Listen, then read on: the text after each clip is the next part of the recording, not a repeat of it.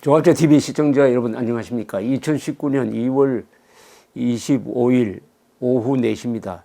문재인 대통령의 이야기를 또 전해드려야 되겠는데 주의할 점이 있습니다. 문재인 대통령의 이야기는 그 개념이 아주 공허하고 원론적인 게 많을 뿐만 아니라 사실과 다른 이야기를 많이 합니다. 그런데 사실이 다른 게 밝혀지더라도 이분은 정정을 하지 않습니다.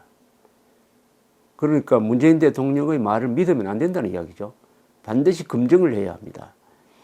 문재인 대통령은 오늘 이 수석 보좌관, 수석 비서관 회의에서 이렇게 이야기했습니다.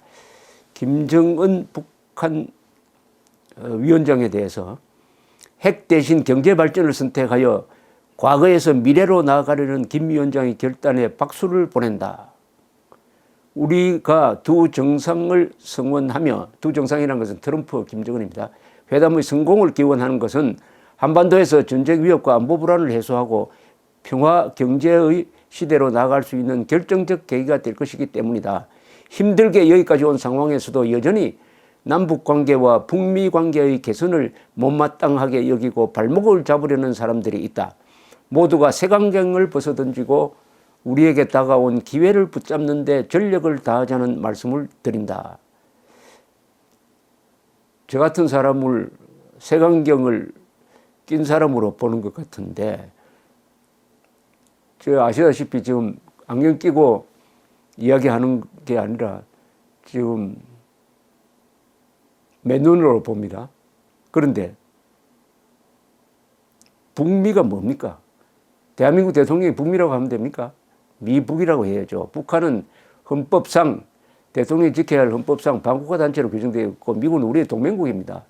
미북이라고 해야죠. 어떻게 대통령이 북미라고 합니까? 여기서부터 잘못된 거 아닙니까? 그 다음 김정은이가 핵 대신 경제 발전을 선택을 했다는데 그 증거를 하나라도 대보십시오. 그동안에 올해, 지난해 북한이 핵폭탄을 몇 개 더 만들었습니까? 아마도 대여섯 개는 더 만들었을 겁니다. 북한의 핵시설 단 하나라도 폐기한 거 있습니까? 폐기한 거 있습니까? 없습니다. 그런데 무슨 근거를 가지고 경제발전을 선택했다고 합니까? 판문점 선언에 핵을 폐기한다는 이야기가 있습니까? 없습니다. 한반도 비핵화라는 애매한 속임수가 있을 뿐입니다. 김정은 입으로 북한 핵 폐기한다고 한 적이 있습니까? 없습니다. 그런데 무슨 근거로 핵 대신 경제 발전을 선택했다고 문재인 대통령은 또다시 국민들을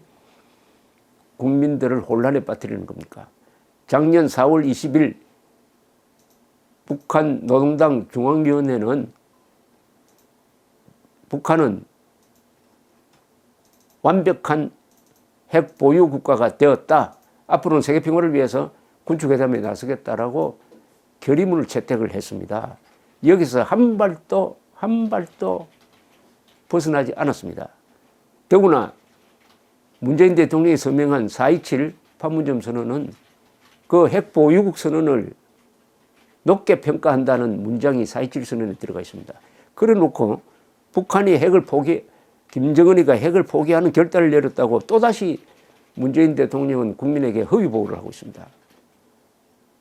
국민을 바보로 안다는 뜻인데 그럴까요? 국민들이 계속 속아줄까요? 국민들이 속지 않으면 문재인 대통령이 어렵게 됩니다. 문재인 대통령은 오늘 수석 보좌관 회의에서 또 이런 이야기를 했습니다. 이번 하노이 회담입니다. 하노이 성과를 거둔다면 이제부터가 진짜 시작이다. 북한의 경제가 개방된다면 주변 국가들과 국제기구, 국제자본이 참여하게 될 것이고 그 과정에서도 우리는 주도권을 잃지 않아야 한다. 역사의 변방이 아닌 중심에 서서 전쟁과 대립에서 평화와 공존으로 진영과 이념에서 경제와 번영으로 나가는 신한반도 체제를 주도적으로 준비하겠다. 신한반도 체제라는 또 상당히 불길한 용어가 하나 나왔네요. 신한반도 체제? 신한반도 체제 해놓고 또 이게 오물과 샘물을 뒤섞는 연방제 통일 이야기를 하려고 하는지 의심할 수밖에 없습니다. 신한반도 체제, 대한민국 체제가 있을 뿐입니다. 자유민주주의 체제라고 해야지 신한반도 체제? 북한과 대한민국을 같은 체제로 묶는다는 게 그게 가능합니까? 지금 단계에서? 신한반도 체제라는 이 말을 앞으로 주의하게 봐야 되겠습니다. 한반도 운명의 주인은 우리라며 우리는 지금 식민과 전쟁, 분단과 냉전으로 고통받던 시간에서 평화와 번영의 시대를 주도하는 시간으로 역사의 한 페이지를 우리 손으로 넘기고 있다. 원론적이고 공허하고 사실에도 맞지 않는 이야기입니다. 평화와 번영의 시대는 이승만, 박정희 그리고 위대한 기업인들이 만들어서 이미 눈앞에 있습니다. 평화와 번영의 시대가 지금 다가오는 게 아니고 지금이 바로 평화와 번영의 시대입니다. 분단과 냉전은 다 끝난 이야기입니다. 시계 바늘을 거꾸로 지금 돌리는 이야기입니다. 지금 평화가 없습니까? 지금 번영하지 않습니까? 대한민국 세계 6번째가 하는 수출국입니다. 167개국 중에서 21위의 민주주의 국가입니다. 아시아 최고의 민주주의를 누리고 있습니다. 문재인 정권 들어서서 이게 위기에 처했습니다. 이 북한이 경제 개방을 할 거라는 이런 환상은 어디서 근거를 하고 있을까요?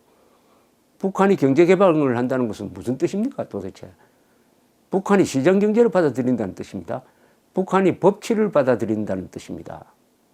그리고 남북 간 사이에 대등한 거래 관계가 형성된다는 뜻입니다. 그렇게 됩니까? 지금 개성공단에 우리가 주는 봉급 중에서 몇 프로가 본인한테 들어갑니까? 아마 10%도 들어가지 않고 나머지 90%는 노동당에서 다 뜯어갑니다. 그것이 개선되지 않는데 어떻게 북한이 경제 개방을 합니까? 북한이 경제 개방을 하면은 김정은 체제가 무너진다는 거 문재인 대통령 모릅니까? 그런데도 김정은이가 개방할 것 같습니까? 개방하는 척 하면서 뜯어 먹으려고 하는 걸 모르십니까?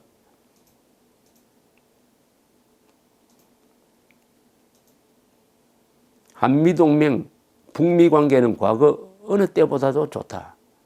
이게 다 틀린 이야기 아닙니까? 북미 관계가 아니죠.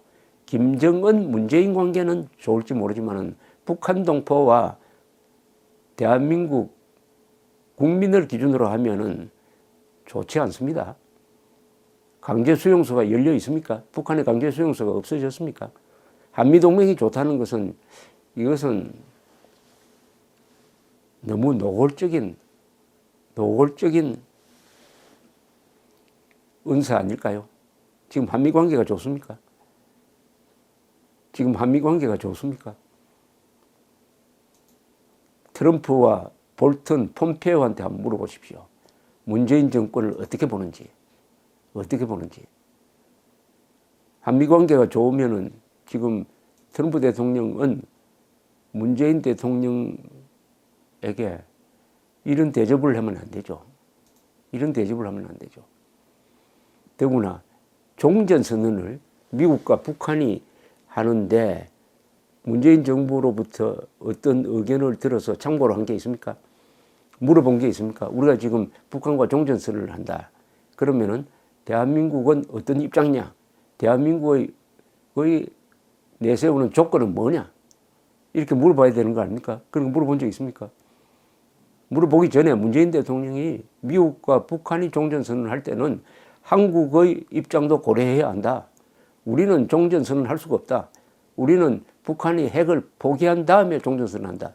우리는 국군 포로를 다 송환받은 다음에 하겠다. 우리는 납북자를 다 송환받은 다음에 할 수 있다. 무엇보다도 유교에 대한 사과를 받아내야 된다. 이런 요구를 트럼프 대통령에게 할 수 있어야 한미관계가 좋은 겁니다. 그런 요구 안 하잖아요. 지금 남의 일처럼 미국과 북한 사이의 종전선언도 좋다. 미국과 북한 사이의 종전선언은 좋다. 그러면 남북한의 종전선언은 따로 해야 하는 겁니까? 아니면은 한글로 치는 겁니까? 종전선언에 대해서는 과거에 부시 대통령 시절부터 입장이 있었습니다. 북한이 비핵화를 한다면은 종전선언 고려할 수 있다는 게 트럼프에 와서 이게 바뀌고 있습니다. 종전선언에 대해서 문재인 대통령은 그 별것 아니다. 종전선언 했다가도 북한이 약속 안 지키면은 도로 돌아가면 된다. 라고 이야기를 했습니다. 이거는 국민을 우롱하는 것 아닙니까?